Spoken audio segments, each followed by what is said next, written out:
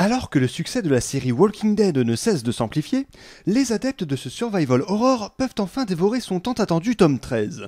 On y retrouve Rick et ses compagnons arrivant aux portes de Washington, où est enfermée l'une des dernières communautés de survivants de ce monde post-apocalyptique.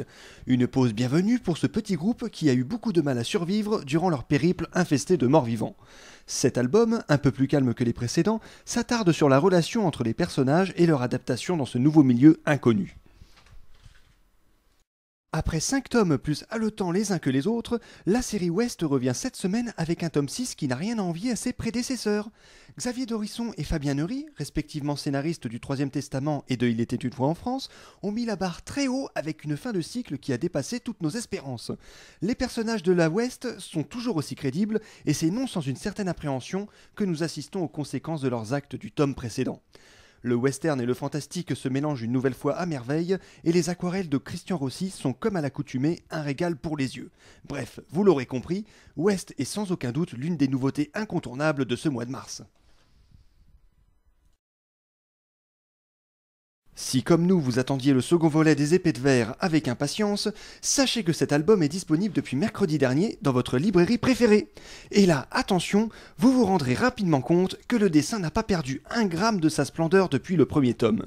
Les planches sont toujours aussi réussies, avec des décors et des créatures sublimes qui rendent cet univers très immersif. Et le tout, ce qui ne gâche rien, autour d'une histoire d'heroic fantasy prenante et bien ficelée qui nous réserve encore bien des surprises. Sachez enfin que Laura Zuccheri, la dessinatrice de la série, sera en dédicace à la librairie BDNet Nation le vendredi 1er avril à partir de 16h, accompagnée de Saverio Tenuta, auteur des Légendes des Nuées écarlates. Une occasion inespérée de rencontrer ces talentueux dessinateurs, tout droit venus d'Italie pour vous présenter leurs albums. Vous retrouverez cet événement et bien d'autres encore dans la rubrique dédicace de notre site bdnet.com. Et on vous présente maintenant une bande dessinée qui mérite toute votre attention. Sorti en février dernier, Les Peuples Oubliés est un récit original mêlant fantastique, aventure et histoire, illustré par un dessin envoûtant et audacieux qui nous a immédiatement séduits.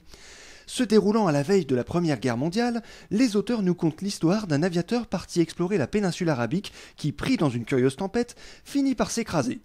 Il sera recueilli par des femmes étranges vivant dans une cité oubliée, gouvernée par la reine de Saba. Les auteurs ont fait preuve d'une belle imagination en nous proposant un conte surprenant tant au point de vue visuel qu'au point de vue de la narration. Un one-shot coup de cœur que nous vous recommandons vivement.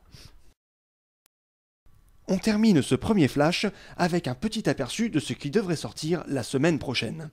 Parmi les nouveautés très attendues, on notera la parution d'un tome 6 pour la série jeunesse Game Over, un nouveau Aigle décapité et surtout la première prépublication du prochain volet de l'Épervier.